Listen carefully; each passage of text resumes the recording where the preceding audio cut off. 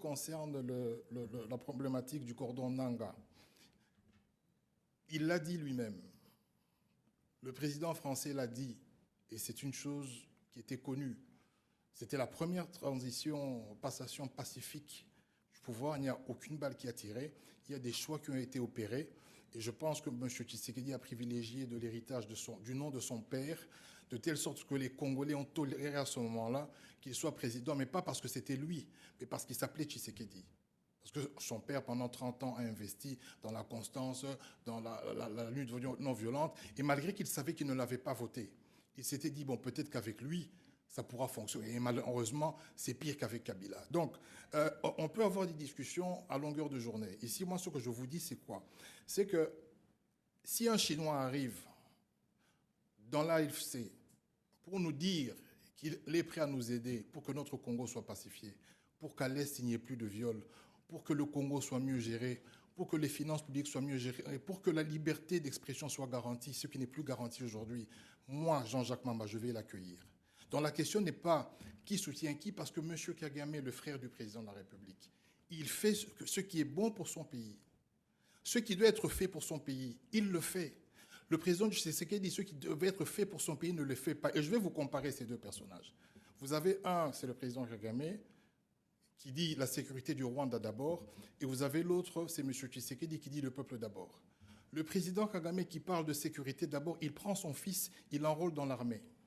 M. Tshisekedi qui parle du peuple d'abord, il prend son fils, il le met à la Sécomine comme deuxième personnalité, sans diplôme, sans background.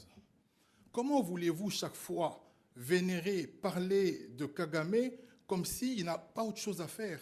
Ce sont nos responsabilités. Nous sommes totalement responsables de ce qui nous arrive. Je suis vraiment en phase de vous dire qu'aujourd'hui, je serai président de la République. Je ne me plaindrai jamais d'un pays comme le Rwanda. Parce que non seulement il est petit, la population du Rwanda correspond à la population de ma capitale, qui est la capitale de Kinshasa. Je dois plutôt m'interpeller sur le QG que je n'ai pas installé à l'Est, sur le fait que je fais 200 voyages et que je dise à Top Congo, vous êtes là Top Congo, que j'ai vu tous les présidents du monde d'ailleurs. Or, je ne pense pas en avoir... Donc il a fait le tour du monde et il a laissé l'Itourie. Il a fait le tour du monde, il n'est pas allé dans les camps de déplacés. Il a fait le tour du monde, il n'a pas installé son QG. C'est de cela que nous devons parler. Nous devons commencer à apprendre à parler du Congo. Nous devons commencer à apprendre à mettre en cause la gestion de notre propre pays, la gestion de nos institutions, de notre gouvernement, de la présidence de la République. Le jour que nous allons apprendre à être sévères avec nous-mêmes, je ne pense pas que nous aurons encore le temps d'épiloguer sur Kagame a fait ceci, Museveni a fait cela. Donc moi, je réitère que même si un Chinois arrive, un Japonais vient adhérer à l'ALC et qui nous dit « je vais vous aider à ce que votre pays soit pacifié », moi, Jean-Jacques Mamba, je vais l'accueillir. Une autre question. Passation pacifique du pouvoir, il n'y a aucune balle qui a tiré. Il y a des choix qui ont été opérés. Et je pense que M. Tshisekedi a privilégié de l'héritage du nom de son père, de telle sorte que les Congolais ont toléré à ce moment-là qu'il soit président, mais pas parce que c'était lui, mais parce qu'il s'appelait Tshisekedi. Parce que son père, pendant 30 ans, a investi dans la constance, dans la lutte non violente, et malgré qu'il savait qu'il ne l'avait pas voté, il s'était dit, bon, peut-être qu'avec lui, ça pourra fonctionner. Et malheureusement, c'est pire qu'avec Kabila. Donc, on peut avoir des discussions à longueur de journée. Ici, moi, ce que je vous dis, c'est quoi?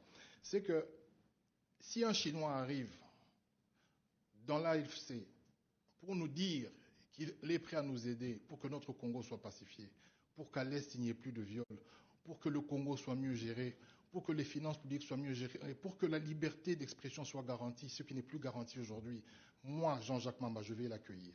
Donc la question n'est pas qui soutient qui, parce que M. Kagame est le frère du président de la République. Il fait ce qui est bon pour son pays. Ce qui doit être fait pour son pays, il le fait.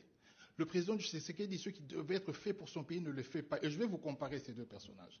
Vous avez un, c'est le président Kagame, qui dit la sécurité